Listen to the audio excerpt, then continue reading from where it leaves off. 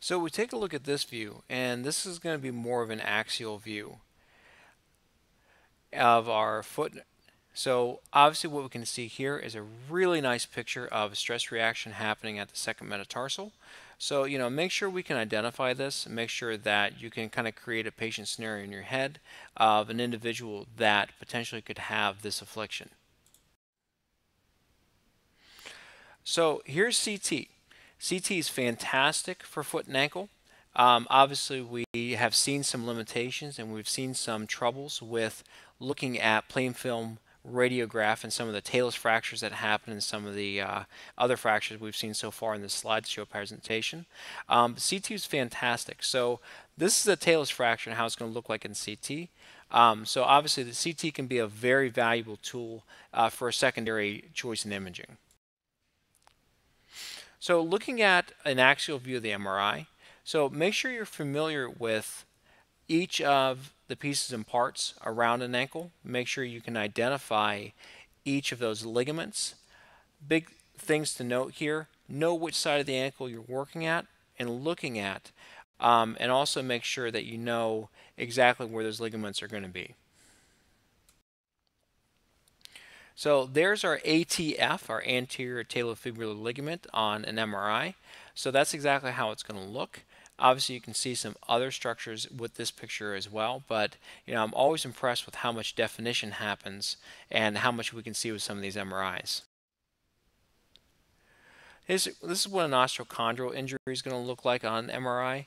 So what we're going to see here, obviously, if you just do your ABCs, you see a large area right in here of a reaction.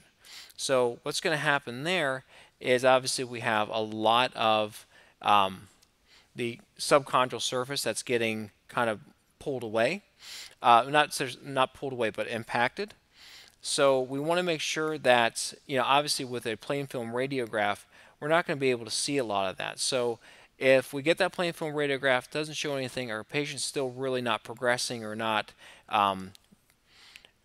healing the way they should, then we really need to make sure we're getting a secondary MRI or a secondary image. So this is what a posterior talofibular ligament rupture is going to look like. What we can see here is obviously we see a discontinuity. So very similar to when we looked at ACL and PCL tears a couple weeks ago. Really similar because we definitely see a discontinuity in the ligament tissue. So, big thing to do here, again, go through your ABCs. I'm all about system, as you guys know.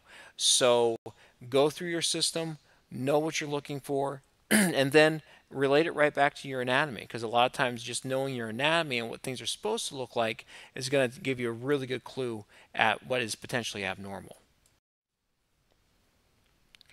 And this is a high ankle sprain on MRI. So again, very difficult to see. You take a look at the other structures, you take a look at the other aspects of this foot and ankle, and that high ankle sprain is very, very difficult to see. And really the point with this is that high ankle sprains are extremely difficult to diagnose. So with this individual, what we might actually have a better opportunity to view this with is plain film radiograph, because obviously we're going to look at the ankle joint space, we're going to look at our ABCs as well, and take a look at where that talus is, take a look at where the tibia is and where the fibula is, and really get, in my mind, a lot of times a better diagnosis, even though you can see the ligament there and you can see the syndesmosis, but at the same time, a lot of times a plain film radiograph is going to help you out as well. So I appreciate everybody paying attention. Obviously, we're going to do a Blackboard Collaborate session every Friday from, no, I'm sorry, not Friday, every Monday, every Monday from 12 to 1. So we'll go over some cases, we'll go over some labels, we'll go over some images. The thing I really want to get is that everyone is really prepared for the final exam. And other than that, I wish everyone good luck and have a good rest of your day.